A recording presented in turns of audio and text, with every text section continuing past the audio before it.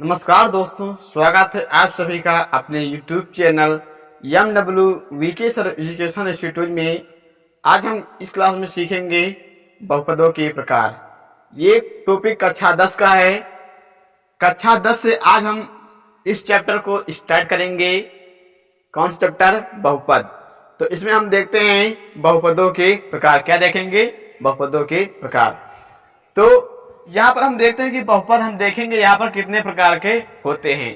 तो यहाँ बहुपद निम्नलिखित प्रकार के होते हैं, लेकिन यहाँ देखते हैं कि पदों की संख्या के आधार पर बहुपद अलग होते हैं और घातों के अनुसार बहुपद अलग होते हैं। क्या होते हैं? पदों के अनुसार यानी पदों की संख्या के अनुसार बहुपद अलग होते हैं और घातों के अनुसार बहुपद अलग होते हैं। तो यहाँ हम देखते हैं पहले पदों की संख्या के अनुसार पद, यानी कि पदों की संख्या के आधार पर देखेंगे या अनुसार पर देखेंगे, है ना। चलिए देखते हैं। तो यहाँ पर लिखा एक पदी बहुपद। क्या लिखा? एक पदी बहुपद, यानी कि नाम से ही पता चल रहा एक पदी बहुपद। इसका मतलब क्या हुआ?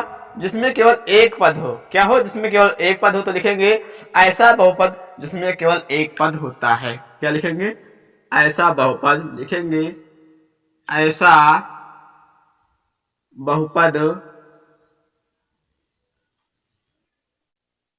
ऐसा बहुपद जिसमें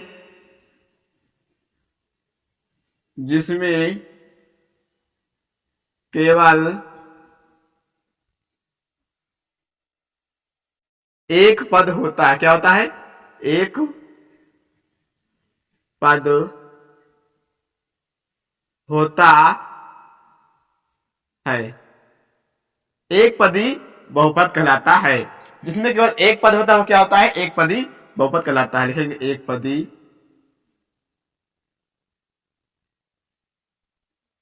बहुपद कहलाता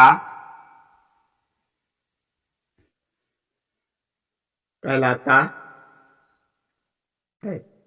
लिख दिया इसका डिफिनेशन कैसा? ऐसा बहुपद हो जिसमें केवल एक पद हो। क्या? जिसमें केवल एक पद होता है, एक पदी बहुपद कहलाता है। फॉर एग्जाम्पल देख लेंगे, यानी कि इसका एग्जाम्पल क्या हो सकता है। तो एग्जाम्पल देखेंगे तो जिसमें केवल एक पद हो, जैसे कि 5x, ये क्या है? एक पद बहुपद है। 2x, इसी प्रकार से जिसमें इसमें क्या है? इसमें केवल एक ही पद तो है, ये अलग हुआ एक फंक्शन, ये अलग हुआ। तो इसमें जिसमें एक पद है तो एक पदी बहुपद कहलाता है। क्या होता है? जिसमें केवल एक पद होता है वो एक पदी बहुपद कहलाता है। इसके अलावा जैसे कि यहाँ पर नंबर आ जाए, 7 है, 9 है, तो ये सब क्या है? ये सब एक पदी बहुपद है। उसके बाद में अब देखेंगे अगला द्विपद। अब नाम से ही पता चल रहा द्विपद, यानी कि जिसमें दो पद हो। क्या हो? जिसमें दो पद हो वही दो पद तो बहुपद कहलाएगा। लिखेंगे ऐसा बहुपद। क्या लिखेंगे? ऐसा बहुपद, ऐसा बहुपद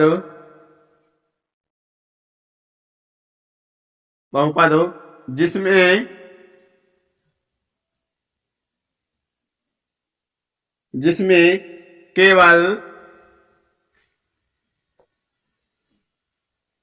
दो पद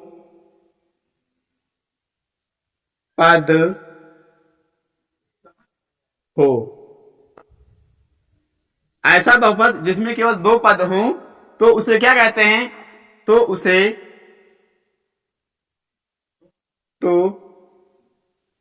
उसे द्विपद बहुपद कहते हैं।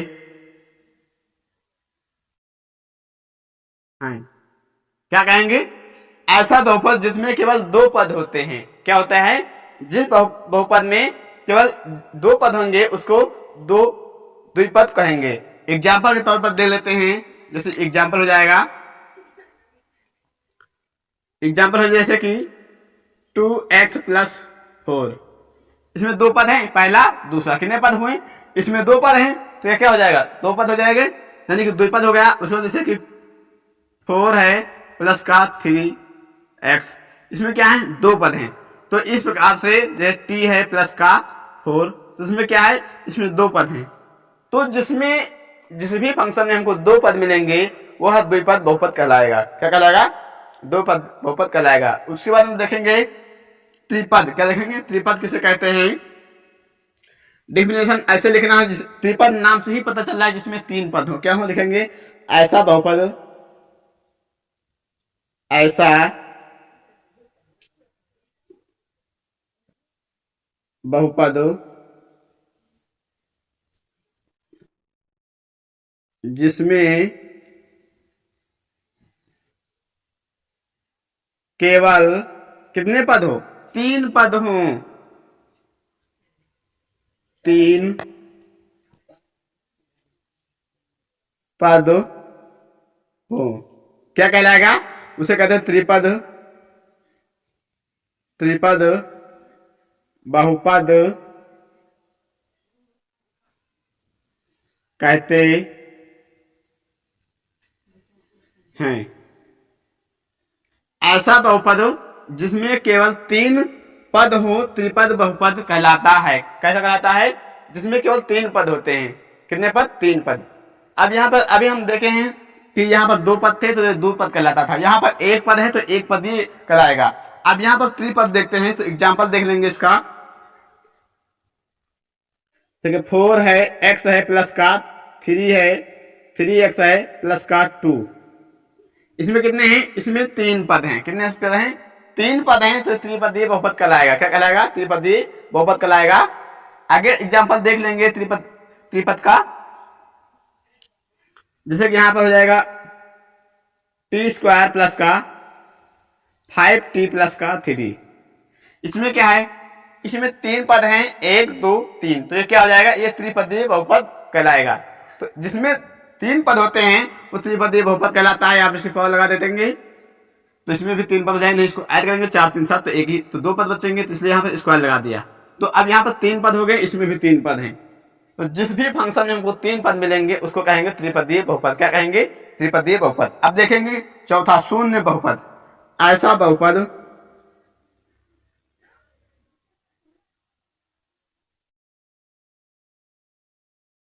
ऐसा बहुपद जिसका गुणांक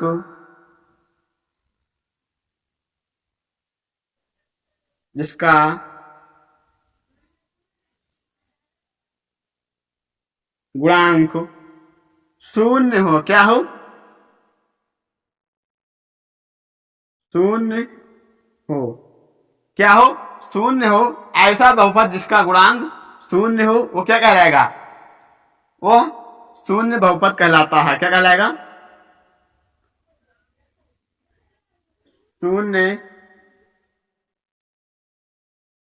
बहुपद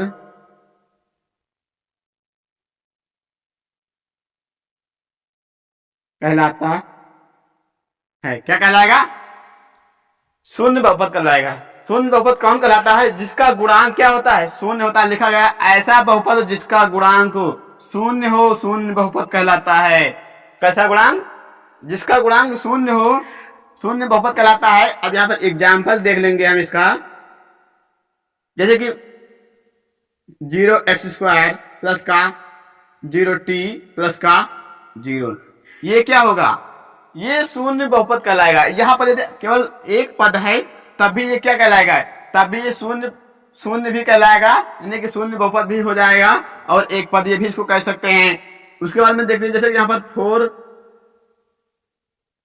यहाँ मान लो कि ये t है, इसका पावर 2 है, इसका गुणांक 0 है, प्लस में 0 है, इसका गुणांक 0x है, प्लस का क्या है? 0। तो ये क्या हो जाएगा? ये भी शून्य बहुपद ही कहलाएगा। क्यों कहलाएगा? क्योंकि इनके जितने गुणांक हैं वो सभी गुणांक क्या हैं?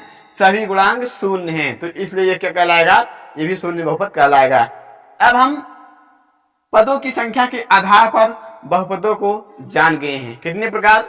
4 प्रकार जान गए हैं। एक पदीय बहुपद, द्विपदीय बहुपद, त्रिपदीय बहुपद, शून्य बहुपद। ठीक है, कितने?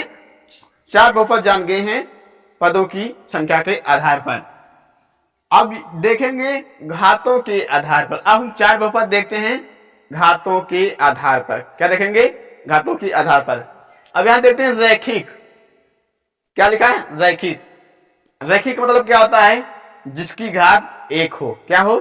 जिसकी घात एक हो उसे कहते हैं रैखिक बहुपद। लिखेंगे ऐसा बहुपद जिसकी घात एक हो। लिखेंगे ऐसा बहुपद, क्या लिखेंगे? ऐसा बहुपद, ऐसा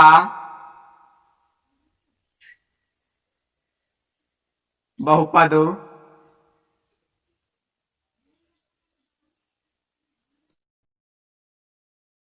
जिसकी घात कितनी हो? जिसकी घात एक हो। क्या हो? एक हो।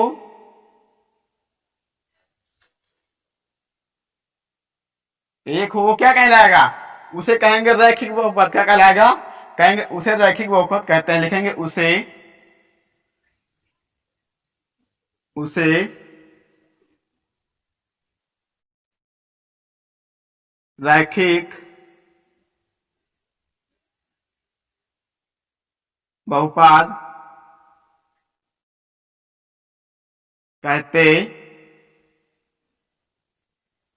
हैं। क्या कहेंगे? उसे हम रैखिक बहुपद कहते हैं। अब यहां पर एग्जाम्पल देख लेंगे। अब जैसे कि एग्जाम्पल देखते हैं, 4 है, x है प्लस का 3 है। क्या है? 4 है, x है प्लस का 3 है। तो ये रैखिक है। क्यों रैखिक है? क्योंकि इसकी पावर एक है। जहां पर कोई पावर नहीं लिखी होती है वहां पर 1 छिपा होता है। तो इसकी पावर एक है, तो इसलिए यह कौन सा बहुपद है? यह रैखिक बहुपद है। उसके बाद दूसरा एग्जाम्पल ले लेते हैं। जैसे कि मान लो 3t है प्लस का 4 है। तो ये क्या होगा? ये भी रैखिक बहुपद होगा। क्यों होगा? क्योंकि इसकी पावर एक है, इसलिए यह एक रैखिक बहुपद है। अब उसके बाद देखेंगे द्विघात। नाम से ही पता चल रहा है कि द्विघात यानी कि जिसकी पावर दो हो, यानी जिसकी घात दो हो, उसे क्या कहेंगे? द्विघात बहुपद कहेंगे। तो लिखेंगे ऐसा बहुपद, क्या करेंगे? लिखेंगे ऐसा बहुपद, ऐसा बहुपद जिसकी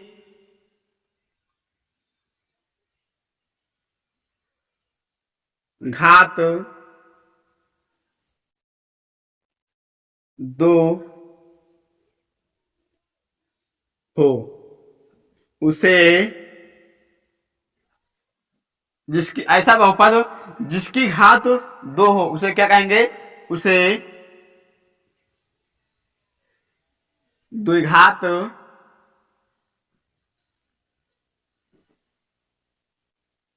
बहुपद कहते हैं। क्या कहेंगे? उसे द्विघात बहुपद कहते हैं। किसको? जिसकी अधिकतम घात दो हो। यानी कि हमने लिखा ऐसा बहुपद जिसकी घात दो हो, तो यानी कि उस समीकरण में दो से बड़ी पावर कोई नहीं होनी चाहिए। यानी कि वो अधिकतम पावर दो ही होगी। क्या होगी? अधिकतम पावर दो होगी। तो लिखेंगे एग्जाम्पल, लिखेंगे 2x² प्लस का 4x प्लस का 3। ये क्या है? ये द्विघातीय बहुपद है। क्यों द्विघातीय बहुपद है? क्योंकि इसकी अधिकतम घात कितनी है? दो है। जैसे इसी प्रकार से आ जाए t² प्लस का 4t प्लस का 3। ये क्या है? ये भी दो घातीय बहुपद है क्योंकि इसकी अधिकतम घात दो है। अब उसके बाद देखें त्रिघात लिखा। क्या लिखा? त्रिघात। यानी कि नाम से ही पता चल रहा है कि इसकी अधिकतम घात 3 हो, वही त्रिपदी यानी त्रिघातीय बहुपद कहलाएगा। तो लिखेंगे ऐसा बहुपद, ऐसा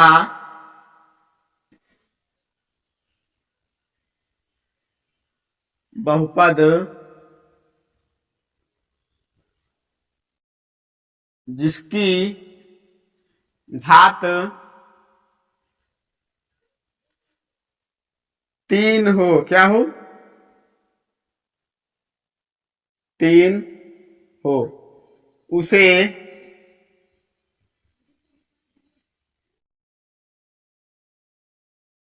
द्विघात बहुपद कहते हैं। उसे क्या कहेंगे? उसे त्रिघात बहुपद कहते हैं। यानी कि जो भी समीकरण दिया हो हमको, उसकी अधिकतम घात कितनी हो? 3 हो।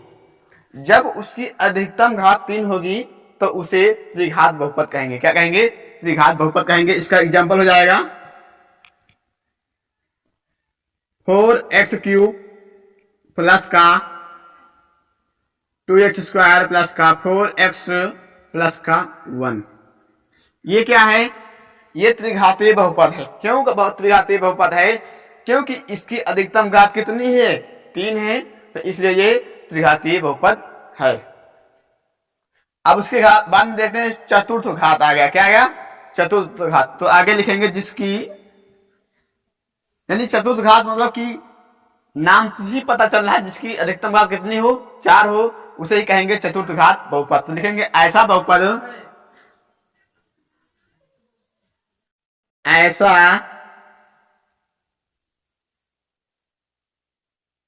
बहुपद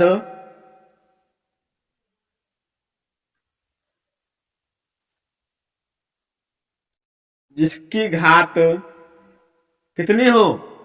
4 हो। क्या हो? जिसकी घात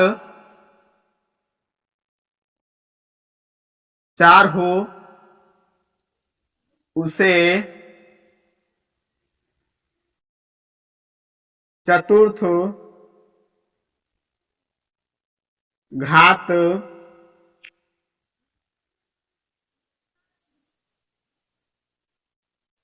बहुपद कहते हैं।